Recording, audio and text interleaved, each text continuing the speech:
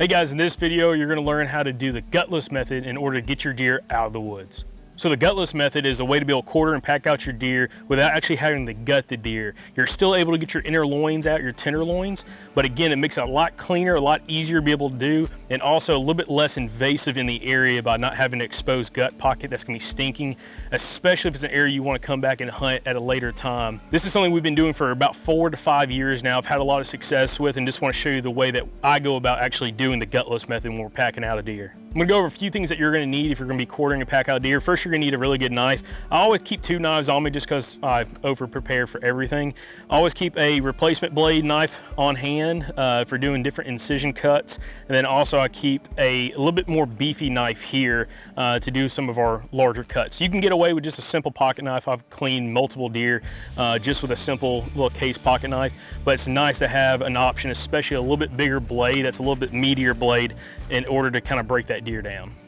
Another item you're gonna need is either game bags or big plastic bags, and I'll kind of give you my take on both. Game bags are fantastic. If you're super far in and your meat's gonna be in that game bag for a while because it's gonna take you 5, 6, 7 hours coming back, a game bag allows that meat to breathe and cool down and keeps moisture from building up inside the game bag from the heat of the meat. For a little bit shorter hike, you know, anything that's gonna take you less than an hour, 2 hours to get back to the truck, I like actually using bigger plastic bags. And the ones I use are just some really heavy plastic bags like this that actually seal on top.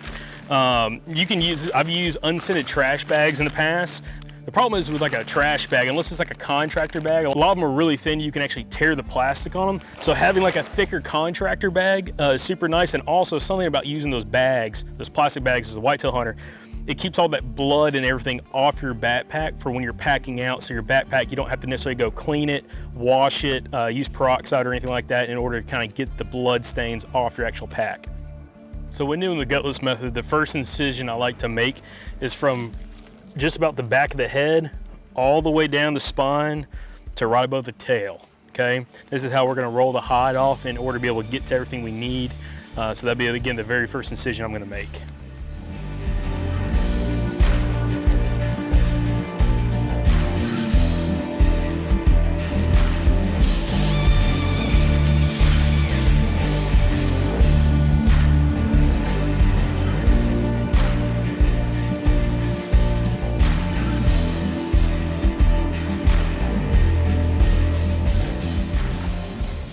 After that back incision, next incision I'm gonna make, next cut I'm gonna make is around the base of the head here. Now, by the way, we're gonna do another video on doing the gutless method for packing out a deer, but with a buck, specifically one that you wanna mount.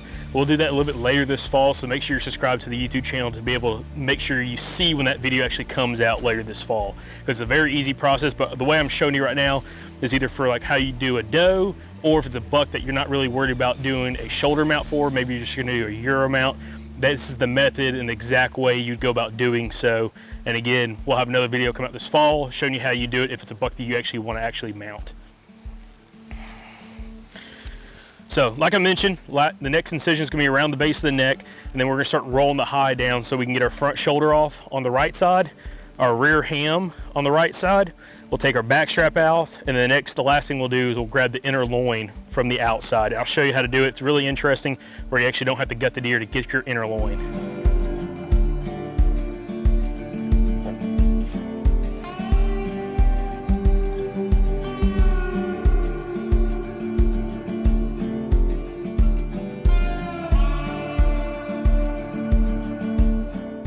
So after we made our incision around the neck, I'm gonna start peeling the hide off and working the hide off to the shoulder. We'll take the shoulder off, and then we're gonna peel off the back side on the hind quarter, and then get our hind quarter cut off. This is super easy to be able to skin a deer if you don't know how to. You're gonna pull that hide up, and you're gonna work your knife in between the hide and that meat and just peel it off.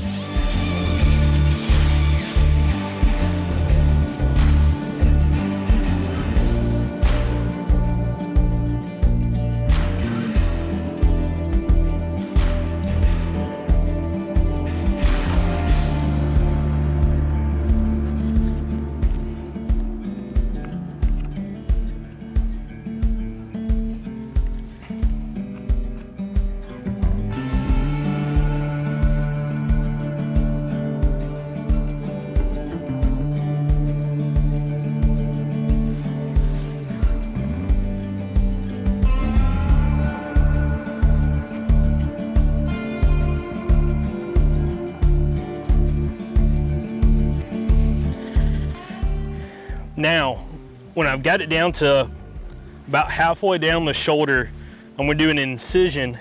I'm gonna do a cut from this first joint right here at the knee where it bends, all the way up that shoulder, and we're gonna peel this hide off both sides in order to get that shoulder completely off.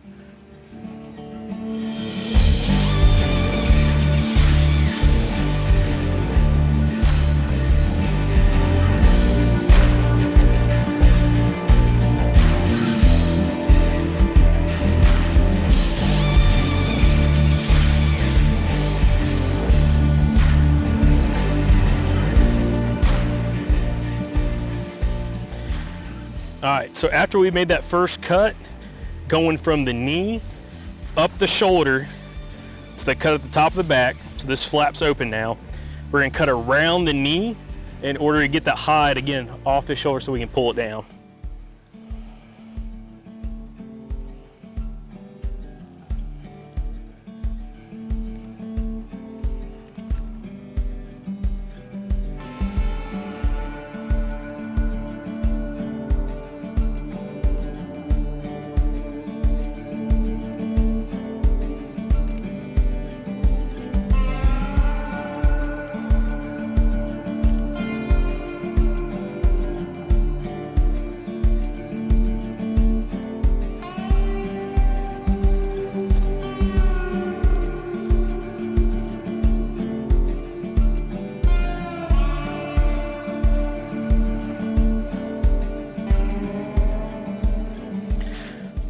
Another quick thing, the way I'm going about doing this, and again, we're working from one side, it keeps any of the meat from touching the ground. So everything exposed has hide across the bottom, so there's not gonna be any dirt or debris attaching itself to the meat, because we're working on the top side first, and then we'll roll it over to work on the back side.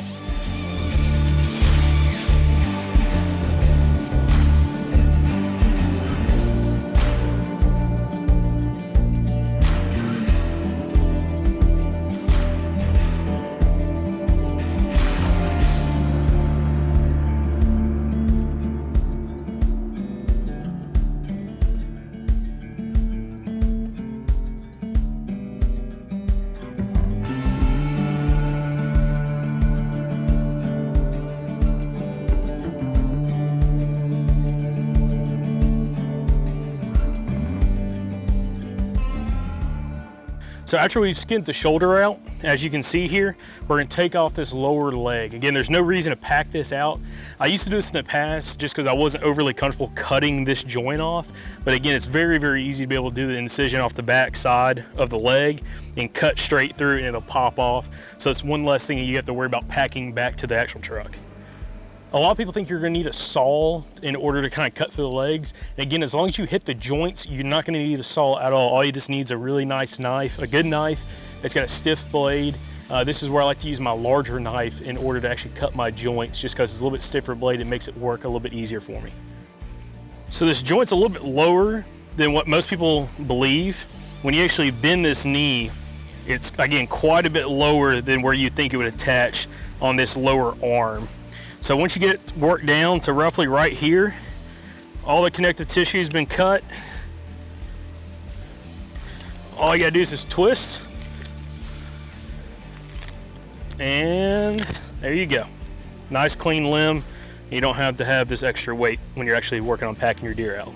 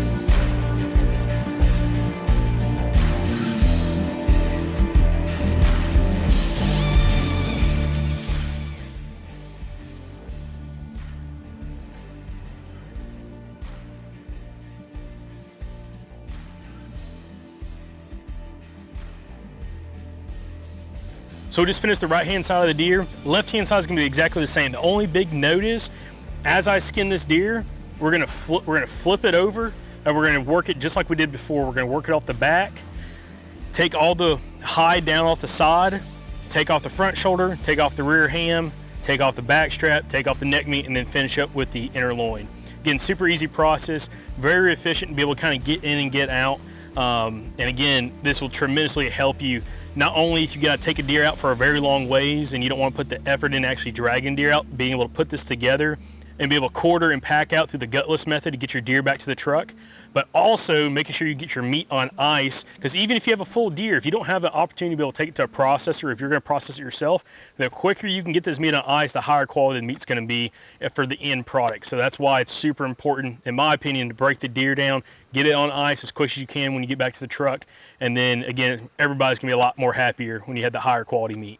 All right, guys, so that's how you do the gutless method. Super easy. If you haven't tried it, give it a try. I promise you it'll help you be a little bit more efficient and make you feel a little bit more eager to get further out in the woods. Now you can quarter and pack up your deer and get it back to the truck all together.